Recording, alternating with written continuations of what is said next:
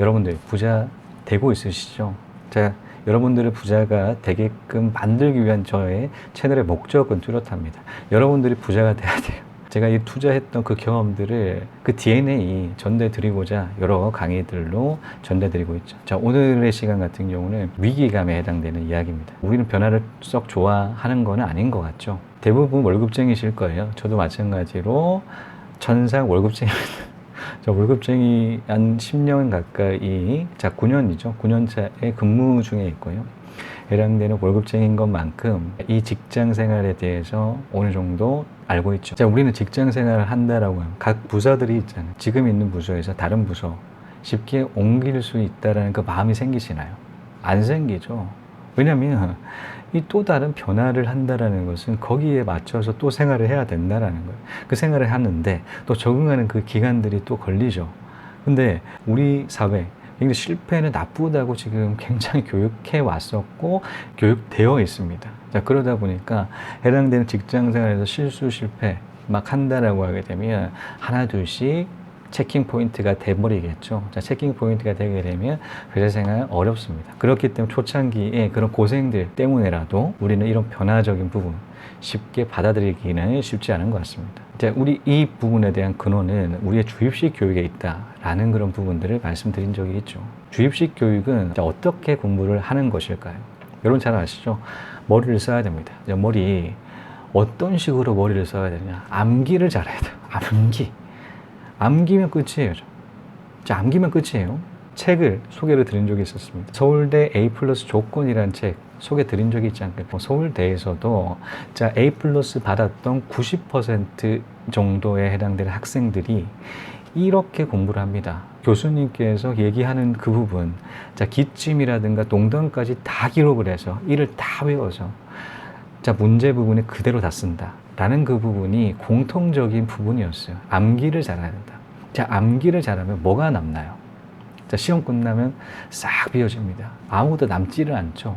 본인 스스로가 이 공부를 하다가 이 부분도 맞는지에 대해서 한번 확인하는 그 절차, 틀려도 보고 맞춰도 보고 틀리는 그런 과정들 속에서 스스로의 그 학습들이 가능한데, 이 암기만 공부를 하게 되면 창의적인 생각 싹 죽겠죠.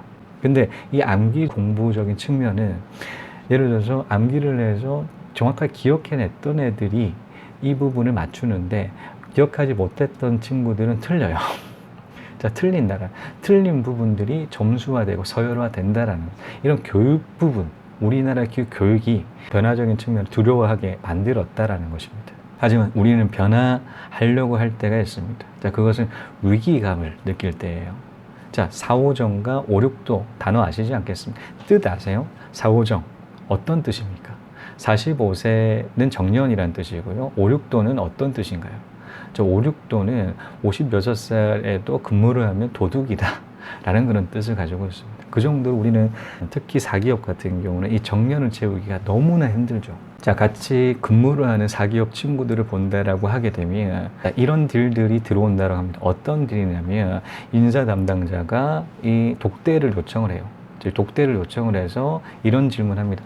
야, 너 여기서 명예퇴직금 받고 나갈래? 안 그러면 계약직으로 조금 더 있을래? 두 가지 상황밖에 없어요. 다른 대안은 없습니다. 이 둘 중에 하나 선택을 해야 돼요. 그래서 계약직을 선택한 사람들도 꽤 있으시죠.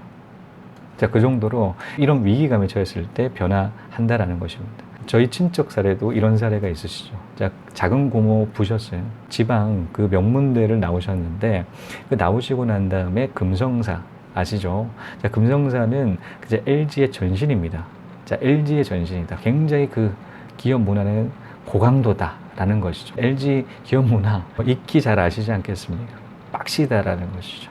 자, 그렇게 빡신 대기업은 없다라는 그런 얘기까지 들릴 정도로 엄청납니다. 그런 업무 강도가 크다라는 것이죠. 작은 고모도 마찬가지로 금성사 빡신 그런 기업 문화에서 근무를 하셨던 때가 있었습니다.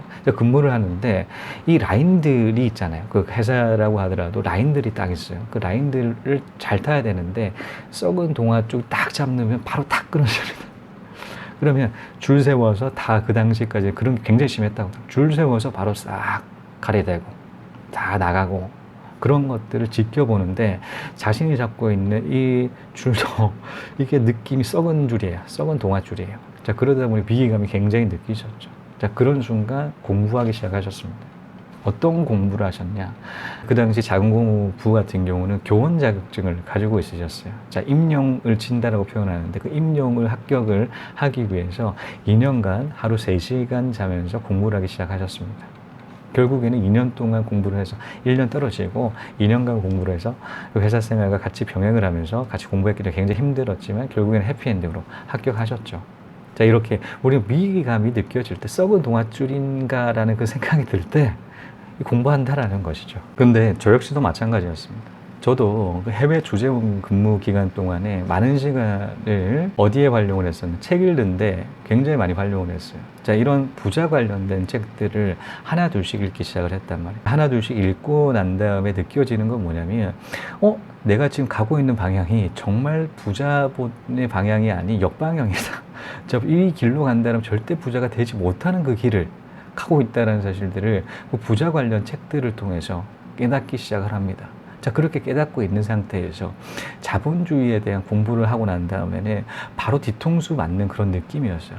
팍 맞는. 깜짝 놀라가지고 눈이 팍 떠지는. 신봉사가 눈을 뜨는 그런 느낌이었어요. 그 정도로 뒤통수 맞고 눈 뜨고 난 다음에 자, 생각합니다. 와, 이게 정말로 월급쟁이가 이 노예였구나. 왜 노예다라는 그런 얘기가 예전에는 안 와닿았던 게 이런 자본주의에 대한 공부를 하면 할수록 확실하게 와닿더라고요. 자, 그래서 이런 식으로 지금 똑같이 산다라고 하게 되면 이 노예의 굴레에서 나는 벗어날 수가 없겠다.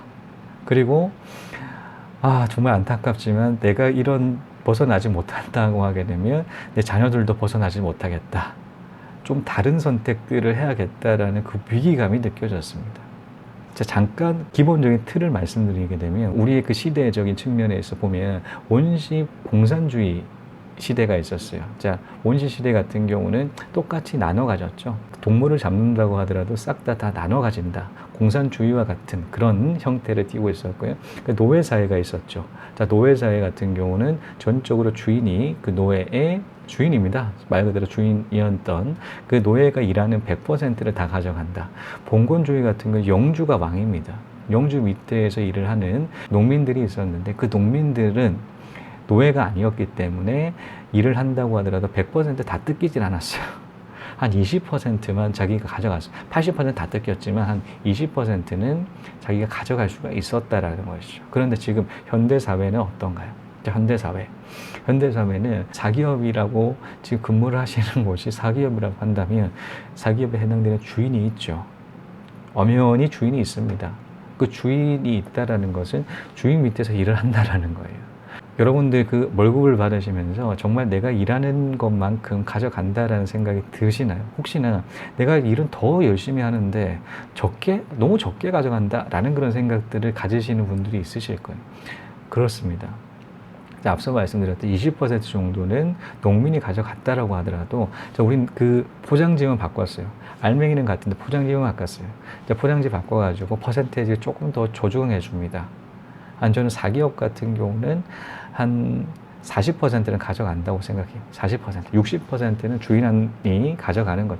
기업 회장들이 뒷주머니 다 채워준다라는 거예요. 왜 우리가 노예인지에 대해서 퍼센테이지가 다 바뀌었을 뿐이지 100%에서 20%, 40% 그 퍼센테이지가 조금 더 조정됐을 뿐이지 이 노예라는 사실 자본주의 공부하면 할수록 이 책을 읽으면 읽을수록 확연하게 와닿더라고요. 그러다 보니 정말 저는 싫었습니다. 자본주의에 대한 눈을 탁 뜨다 보니까